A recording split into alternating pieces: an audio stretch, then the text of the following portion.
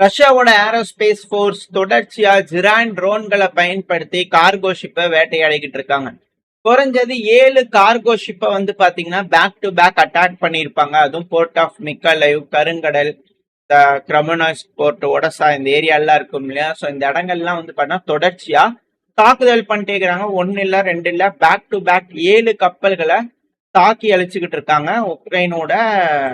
உக்ரைனுக்கு வரக்கூடிய வர்த்தகம் பண்ணக்கூடிய கப்பல்களை கேட்டா அது ராணுவத்துக்காக பயன்படுத்துது அப்படிங்கிற ரஷ்யா தரப்புல இருந்து அதை சொல்லி திரான் ட்ரோன்கள் இப்ப அதை ஸ்ட்ரைக் பண்ணுது. அதுக்கான வீடியோ பதிவுகள் விட்டுட்டு இருக்காங்க. டக் போட் அடிச்சாங்க, போர்ட் இன்ஃப்ராஸ்ட்ரக்சர் அடிச்சாங்க, ஆயில் ஸ்டோரேஜ் அடிச்சாங்க. இப்ப அந்த கப்பல்கள் வரவே கூடாது அப்படிங்கிறதுக்காக ஹெவியா அட்டாக் பண்ணிட்டு இருக்கிறாங்க.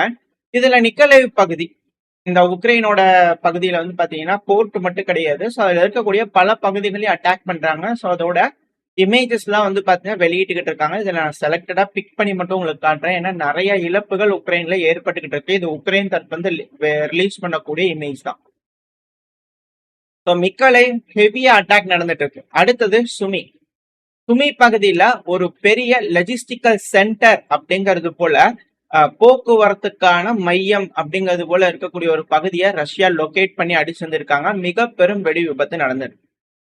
இந்த போக்குவரத்து மையம், லஜிஸ்டிக்கல் சென்டர்ஸ் அப்படிங்கறத நம்ம சொல்லிட்டே இருக்கோம். ஸோ சுமி, கர்கிவ் இந்த ஏரியாலாம் ரொம்ப முக்கியம் உக்ரைனுக்கு. ஏன்னா அந்த பகுதியை ப்ரொடெக்ட் பண்ணணும்னா இது போல வீரர்கள் சண்டை பிடிச்சிட்டு இருக்காங்கன்னா அவங்களுக்கு ஆயுதங்கள் இது போல போகணும்னா, உதவிகள் போகணும்னா ஒரு இடத்துல வச்சு வேர் ஹவுஸ் மாதிரி அதை மெயின்டைன் பண்ணி அந்த இடத்துல இருந்து ஃப்ரண்ட் லைன்ல கொண்டு போகணும். இப்ப எல்லா வேர் ஹவுஸ், குட்டி குட்டி வேர் ஹவுஸ் எல்லாத்துலயுமே மாறி மாறி அடிக்கிறாங்க. இதே தானே ரஷ்யாக்குள்ளேயும் நடக்குது. ரஷ்யாவோட வைல்டு பெரிஸை ஃபுல்லா அடிக்கிறாங்களோ, வைல்டா அடிக்கிறாங்களோ உக்ரைன் அப்படிங்கிற போல கேள்வி வரும். ஸோ ரஷ்யா அப்புறம் கசகஸ்தான், ரஷ்யாவோட அண்டை நாடு கசகஸ்தான். ஸோ இரு தரப்புலையும் பாத்தீங்கன்னா இணைஞ்சு இன்டகிரேட் பண்றாங்களாம். ஆன்லைன் மார்க்கெட் பிளேஸ், இணையதளம் வழியா இயங்கக்கூடிய அந்த ப்ராசஸ் இருக்கு இல்லையா. ஏன்னா நம்ம அமேசான்ல ஒரு பொருளை பாக்குறோம், ஆர்டர் பண்றோம் அப்படின்னா அந்த பொருள் இப்போ பெங்களூர்ல இருந்து வரணும் அப்படின்னா பெங்களூருக்கும் தமிழ்நாட்டுக்கும் நடுவுல பாத்தீங்கன்னா எத்தனை சென்டர்ஸ் இருக்கும். ஏன்னா நம்ம யோசிக்கணும். நம்ம நேத்திக்கு சொன்ன அதே எக்ஸாம்பிள் வச்சோம்னா ஒரு டைம் புதுசா சொன்னோம்னா அது சிக்கலா இருக்கும். இப்ப நம்ம அவினாசியில இருந்து திருப்பூருக்கு ரெகுலரா ஒரு வண்டி போயிட்டு இருக்குதுன்னா, இப்போ கோயம்புத்தூர்ல இருந்து திருப்பூர்ல இருக்கிற ஒருத்தவங்க ஒன்று ஆர்டர் பண்றாங்க அப்படின்னா, கோயம்புத்தூர்ல இருக்கிற கம்பெனியில ஒரு கடையில இருந்து ஆர்டர் பண்றாங்க அப்படின்னா கோயம்புத்தூர்ல இருந்து அவினாசியில கொண்டு ரெகுலரா போயிட்டு வந்துட்டு இருக்கக்கூடிய அந்த வண்டி பண்ணா போட்டு போயிடும். ஏன்னா அங்க இருந்து அந்த வண்டி பிரத்யேகமா திருப்பூருக்கு வராது. அது பக்கத்துல இருக்குது. கரும்புத்தம்பட்டி அந்த மாதிரி நிறைய இடம் இருக்கு, நீங்க பாத்தீங்களா தெரியும். ஸோ அதுல பாத்தீங்கன்னா ஒரு இடத்துல இது மாதிரி வச்சு அந்த இடத்துல கொண்டு வச்சுட்டு போயிடுவாங்க.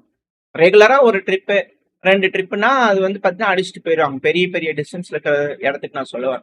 ஸோ அங்கிருந்து பிரிச்சு போறதுக்கு ஒரு இடத்துக்கு போகும்போது பாத்தீங்கன்னா சௌரியமா இருக்கும். இது மாதிரி அப்படியே லிங்க் ஆகி சென்னை வரைக்கும் போகணும்னு வச்சுக்கோங்களேன். ஸோ அது போல கனெக்ட் ஆயிருக்கும் இல்லையா. இப்ப அது எல்லாத்தையும் கசகஸ்தானோட இணைஞ்சு இன்டகிரேட் பண்ணி செய்ய போறோம்ன்றாங்க. ஸோ வேர் ஹவுஸ் ப்ராசஸ் நம்ம ஆன் பண்ற போன்ல ஆர்டர் பண்ணிட்டோம். அதுக்கு பின்னாடி எவ்வளவு பேர் வேலை செய்வாங்க. ஒரு கடையில போய் அந்த பொருளை அவங்க எடுத்து அதை ஒரு வேர் ஹவுஸ்ல வச்சு அதை அடுத்தடுத்த இடத்துல மாத்தி அது கரண்டா எந்த இடத்துல இருக்கு, அந்த பொருள் சொல்ற இடத்துக்கு தான் போயிட்டு இருக்கா இல்ல தப்பா போயிருக்கா, எந்தெந்த இடத்துல பாத்தீங்கன்னா ஒரு நாளைக்கு என்ன ரிஜிஸ்ட்ரி ஆகுது, உள்ள பொருள் வருது, என்ன பொருள் போகுது அப்படிங்கிற ஏகப்பட்ட ப்ராசஸ் இருக்கு. இது எல்லாத்தையும் கசகஸ்தானோட இணைஞ்சு இன்டகிரேட் பண்றாங்க மார்க்கெட் பிளேஸ். அப்படிங்கும் போது யுரேஷியன் எக்கனாமி அப்படிங்கிறது பாத்தீங்கன்னா மாற்றம் அடைஞ்சிட்டு வருது. சென்ட்ரல் ஏஷியன் நாடுகள், நம்ம இந்த ஹாட்லேண்ட் ரிம்லேண்ட் தீரி பார்த்திருப்போம். அது அந்த டைம்ல நீங்க பார்க்கும்போது கொஞ்சம் சிரிச்சிருப்பீங்க. பட் ஆனா இப்ப வரக்கூடிய தகவல்களை நீங்க வச்சு பார்க்கும்போது உங்களுக்கு புரிஞ்சிருக்கும். ஏன்னா ரஷ்யா ஒரு சைட்ல நிக்கிறாங்கன்னா கீழே இந்தியா ஒரு சைட்ல நிக்கணும், சைனா ஒரு சைட்ல நிக்கணும். நின்னா மட்டும்தான் இந்த இடங்களை ப்ரொடெக்ட் பண்ண முடியும். கோட்டைகளா பாத்தீங்கன்னா இருக்கிறது சென்ட்ரல் ஏஷியன் நாடுகள், அதுதான் சப்ளையா செய்யணும், வேற வழி இல்ல. கேஸ் மத்த கண்டங்கள்ல இருக்கக்கூடிய நபர்கள் நம்ம கண்டங்களை தாக்கணும் அப்படின்னு நினைக்கிறாங்கன்னா இந்த கண்டத்துல இருக்கக்கூடிய யுரேஷியன் அப்படிங்கிற ரஷ்யா, சைனா, இந்தியா அப்படிங்கிற நாடுகள் ஒருங்கிணைஞ்சு ப்ரொடெக்ட் பண்ணாத இந்த கண்டத்துக்குள்ள பாத்தீங்கன்னா நம்ம வாழ முடியும். இல்ல அப்படின்னா ரொம்ப சிக்கல் தான். ஏன்னா இதுல சைனாவா இருக்கட்டும், நம்மளா இருக்கட்டும், இதுல நிறைய பேர் நிறைய விஷயங்கள் பேசியிருப்பாங்க. சண்டை அப்படிங்கிறது வாய்க்கா தகராறுங்கிறது இருக்குதான் செய்யும். ரஷ்யாவுக்கு நம்மளுக்குமே பிரச்சனைகள் இருக்கு, சைனாக்கு நம்மளுக்குமே பிரச்சனைகள் இருக்கு. இதுல ஏகப்பட்ட விஷயங்கள். இந்த வாய்க்கா தகராறுங்கிறது வேற, முழுசும் அழிக்கணும் அப்படிங்கிறது வேற. ஏன்னா இந்த காசா பிரச்சனையை பாத்தீங்கன்னா தெரியும், அடுத்து இப்ப ஈரான்ல பாத்தீங்கன்னா தெரியும். இது எல்லாமே வந்து பாத்தீங்கன்னா அந்த தியரியில நீங்க இப்ப போய் அந்த ரிம்லாண்ட் தியரி நம்ம வீடியோ பாத்தீங்கன்னா ஓஹோ அப்படிங்கறது ஓரளவுக்கு மேட்ச் ஆகிற மாதிரி இருக்கும். இன்னும் ஒரு 3 வருஷம் கழிச்சு அந்த வீடியோ நீங்க பாத்தீங்க, அந்த ரிம்லாண்ட் ஹாட்லேண்ட் தியரி வீடியோ பாத்தீங்க அப்படின்னா மேபி உங்களுக்கு நான் சொல்ல வருது அந்த டைம்ல சொல்றது, அந்த டைம்ல போய் இந்த 3 வருஷத்துக்கு முன்னாடி போட்ட வீடியோ பாத்தீங்கன்னா உங்களுக்கு புரிய வரும் நான் என்ன சொல்ல வந்தேன் அப்படிங்கிறது போல. ஏன்னா அதில் ஒரு கான்செப்ட் இருந்தது, அதை பேஸ் பண்ணி தான் நம்ம வாரம் ட்ரேடும் போட்டோம். அந்த எபிசோட்ல லைனா பார்த்துருந்தீங்கன்னா இதுல என்ன நடக்குதுன்னு புரிஞ்சிருக்கும். ஸோ எல்லா நாடுகளும் ப்ரொடெக்ட் பண்றதுக்கு அப்படியே தள்ளி தள்ளி கொண்டு வந்தாங்க அப்படின்னா இந்த இடத்துல வந்து பண்ணா சென்ட்ரலேஷன் நாடுகள் ஒரு இம்பார்ட்டன்டான ரோலை பிளே பண்ணுவாங்க.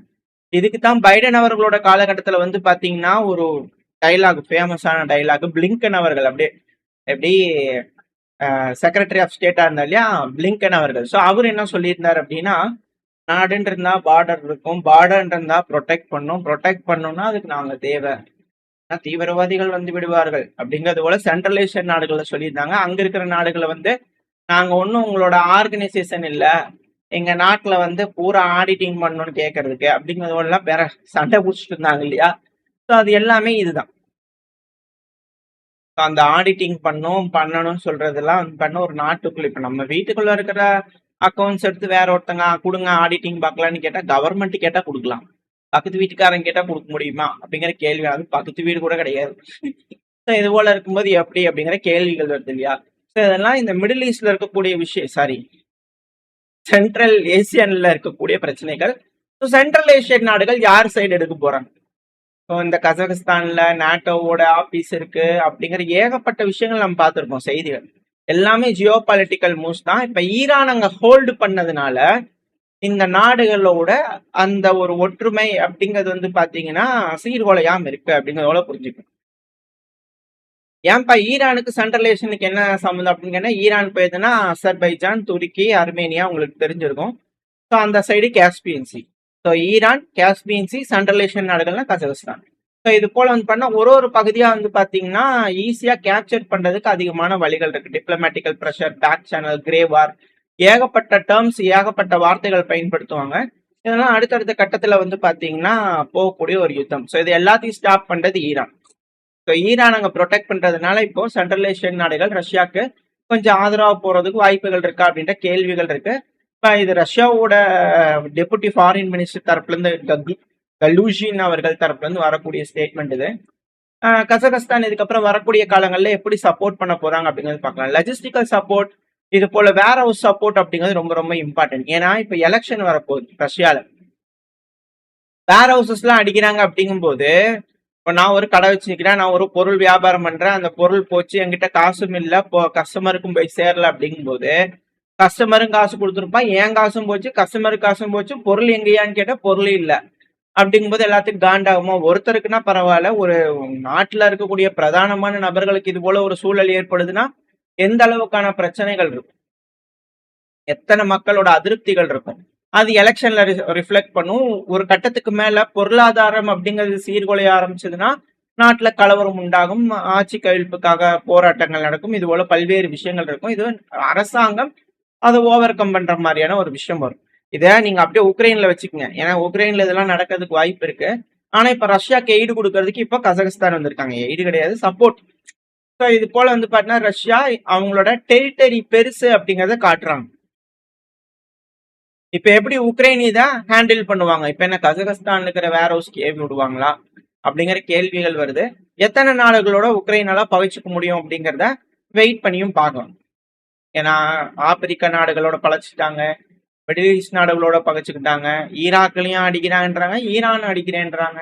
இங்க இருக்கக்கூடிய எல்லா நாடுகளும் வந்து பாத்தீங்கன்னா வேடிக்கை பார்த்து கொண்டுதான் இருக்கிறார்கள். அது எப்போ உக்ரைனுக்கு எகெயின்ஸ்டா உக்கிரமா திரும்பும்போது அப்படிங்கிறது வரக்கூடிய செய்திகள் வச்சுதான் பார்க்கணும். இல்ல உக்ரைனோட டாமினன்ஸுக்கு கீழே இவங்களாம் வந்துருவாங்களா அப்படிங்கிற கேள்விகளை வெயிட் பண்ணி பார்ப்போம். ஏன்னா இதெல்லாம் பேக்ல நடக்கக்கூடிய விஷயங்கள். ரஷ்யா அட்டாக் பண்றது, தாக்குதல் அப்படிங்கிறது வந்து பண்ண இப்ப சிவிலியன்ஸ்க்கு என்ட்ராக ஆரம்பிச்சிச்சு இந்த போர் அப்படிங்கிறது. இந்த மார்க்கோ ரூபியோ அவர்கள் சொன்ன மாதிரி, ஜெலன்ஸ்கி அவர்கள் சொன்ன மாதிரி இப்ப போருங்கிறது ரஷ்யாவோட டெரிட்டரிக்குள்ளேயே எடுத்துட்டு போயிருக்காங்க. 5 நபர்கள் கொல்லப்பட்டிருக்காங்க, 6 நபர்கள் காயமடைஞ்சிருக்காங்க. அப்படிங்கிற மாஸ்கோ ரீஜியன், ரஷ்யாவோட கேபிட்டலான மாஸ்கோ ரீஜியன்ல இருக்கக்கூடிய கவர்னர் வந்து பாத்தீங்கன்னா ரிப்போர்ட் பண்ணியிருக்காரு. எதுக்காக இந்த அளவுக்கான தாக்குதல் அப்படின்னா, ஒரு புது தொடக்கம், ஒரு புது அத்தியாயம் இந்த போரோட அப்படிங்கிறது போல ஒரு சைடு இருந்தாலும், ஜெலன்ஸ்கி அவர்கள் என்ன சொல்றாருன்னா, எப்படியாச்சும் இந்த போரை வின்டருக்கு முன்னாடி முடிக்கணும். எஸ்கலேஷனா இருந்தாலும் சரி, டிப்ளமசியா இருந்தாலும் சரி, மிலிட்டரியா இருந்தாலும் சரி, முடிச்சே தீரணும் அப்படிங்கிற போல ஜெலன்ஸ்கி அவர்கள் தீர்மானமா இருக்கிறதா சொல்லியிருக்காரு. இப்ப மக்கள் மேல தாக்குதல், அதிக உயிரிழப்புகள், இது போல விஷயங்கள்லாம் வரும்போது ரஷ்யா இறங்கி வருவாங்களா, இல்ல உக்ரைன் இன்னும் பேரிழப்புகளை சந்திப்பாங்களா அப்படிங்கிற அச்சங்கள் இருக்கு. ஏன்னா வின்டர் அப்படிங்கும் போது ஈரான், மிடில் ஈஸ்ட் கேஸ் பிரச்சனை எதுவும் கட்டுப்படுத்த முடியல அமெரிக்கானால. கேஸ் தேவை. யூரோப்புக்கு வந்து பாத்தீங்கன்னா எக்ஸ்ட்ரீமா கம்மியா இருக்கு ரிசர்வ்ஸ் எல்லாம், கேஸ் ரிசர்வ்ஸ் அப்படிங்கிறாங்க. கேஸ் பிரச்சனையா இருக்கு அப்படின்னா ரஷ்யா கிட்ட இருந்து கேஸ் சப்ளை ரெடி பண்ணும், ஆயில் சப்ளை ரெடி பண்ணும். அப்பதான் வின்டரை கடக்க முடியும். உக்ரைன் மட்டும் இல்ல, மேற்கு நாடுகளுக்குமே அது ஒரு பெருஞ்சிக்கலா இருக்கும். வரக்கூடிய காலம் மேற்குக்கு ரொம்ப கிரிட்டிக்கலா இருக்கு. அது எப்படி கையாள போறாங்க? ஸ்ட்ரென்த் யாருக்கிட்ட இருக்கோ அவங்களுக்கு தான் அமைதி அப்படிங்கறது போல சொல்றாங்க இல்லையா? அந்த ஸ்ட்ரென்த் மேற்கு கிட்ட இருக்க போதா இல்ல ரஷ்யா கிட்ட இருக்க போதா? காலம் தான் பதில் சொல்லணும். எது எப்படியோ தலைவர்கள் உட்காந்து பேசி அமைதியா பிரச்சனையை முடிச்சுக்குவாங்கன்ற நம்பிக்கையில இந்த பையனா முடிச்சுக்கலாம். ஓரளவுக்கான தகவல் இந்த பையில பார்த்துருக்கோம். அது நடக்கக்கூடிய விஷயங்கள், அந்த டிரான்ஸ்போர்ட் லாஜிஸ்டிக் ஹப், உக்ரைன்ல இருக்கக்கூடிய ஒடசா போர்ட் அடிக்கிறாங்க, இது போல பல்வேறு விஷயங்கள் நம்ம பார்த்திருப்போம். இந்த தகவல் உங்களுக்கு பயனுள்ளதா இருந்துச்சுன்னா லைக் பண்ணிட்டு உங்க ஃப்ரெண்ட்ஸ் அண்ட் ஃபேமிலியோட ஷேர் பண்ணிக்கோங்க. அது கூட மறக்காம நம்ம சேனல் சப்ஸ்கிரைப் பண்ணலாம், மறக்காம சப்ஸ்கிரைப் பண்ணிட்டு உங்களோட கருத்துக்களை கமெண்ட் செக்ஷன்ல சொல்லுங்க. இந்த பதிவு நல்லா இருக்கும் நம்பிக்கையில் அடுத்த பதிவு உங்களை சந்திக்கிறேன். Stay safe, by.